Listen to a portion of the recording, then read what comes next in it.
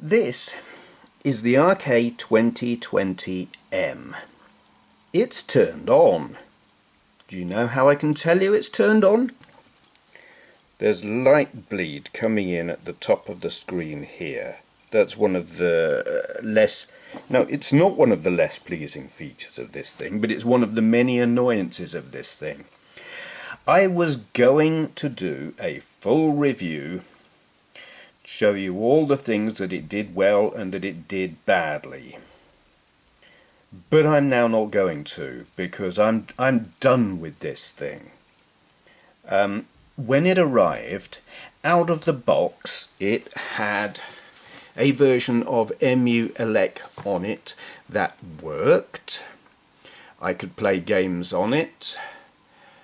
The ones that were on it, I couldn't put any other games on it because the system partition is it's a Linux thing, and you need a Linux computer to access it, or you need to buy a piece of software. But the website with there's supposed to be like a free download trial version, but you can't download the trial version. And I was like, okay, if I can't download the trial version, I'm sure as hell not giving them money, only to find out I can't download that either. Wasn't risking it anyway, so I couldn't access it to put games on it. Then I found, oh wait a minute, I can plug a USB memory stick into the thing on the top here. Great, cool. And there's there was a file management program on it, but the file management program didn't work. Couldn't do a thing with it. Piece of junk.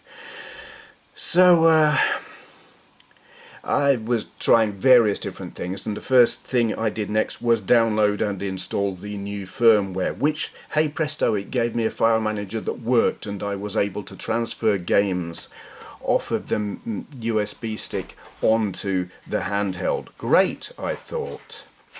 I can tell you it plays most of the consoles and console games that you can play on all of the other handhelds. You know, Mega Drive, SNES, Game Boy Advance, all the 8-bit stuff. Terrific, no problem. PSP, don't bother, it's not good enough.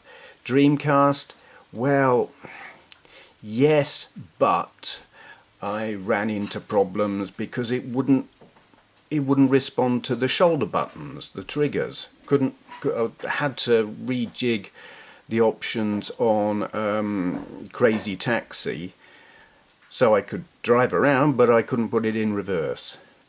Or I could put it in reverse, but I couldn't drive around. Yeah, aggravating. So forget about PSP. Dreamcast, yes, okay-ish, but not. But it does a really good Nintendo DS, which is cool. It's a bitch to configure because you've got to plug a keyboard into it to get to the options, which is stupid. But once you've done that, it works. N64, tried Mario Kart, wasn't playable, wasn't going to try anything else. But really that's it. It's being metal, it feels lovely. Look, you can see it's on. Can you see the blue lights inside there? It's because the original, oh yes, you can see the lights here as well. Look, it's on. Yay, I don't know what it's doing, but I can't turn it off. There's no reset button on this thing. There's an off button which actually doesn't turn it off, but it will turn it on, but it's on already. Yeah, so it was like fairly useless out of the box. It's now completely useless. I'm hoping that it's just like locked up, and when the battery runs out I'll be able to turn it back on and it will work. That's what I hope. But it does not deserve any more time than I've spent on it. I have spent a lot of time on it. This has been the most utterly aggravating handheld I've ever used. I've got used to using Open Dingux, and I really quite like it. This thing is using emulation, which it took me a little while to figure out what it was all about and how it worked and everything. And it uses RetroArch, which I am very familiar with and kind of know how that works, but the two together I have just found very awkward and cumbersome, and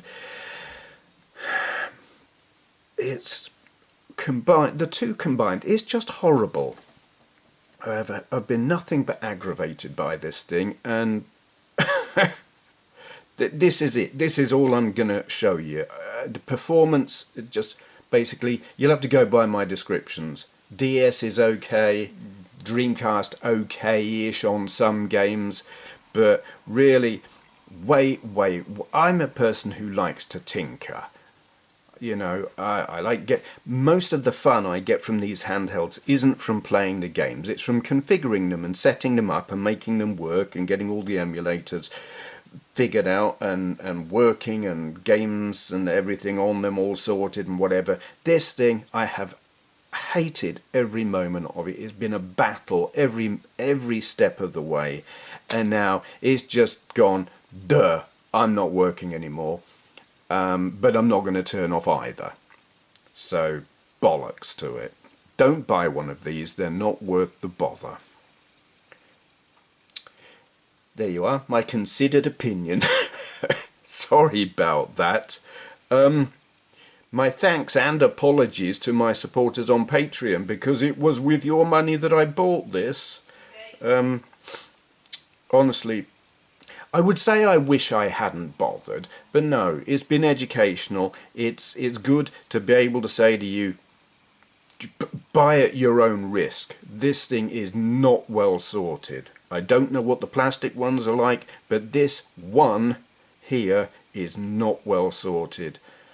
Okay, thank you for watching.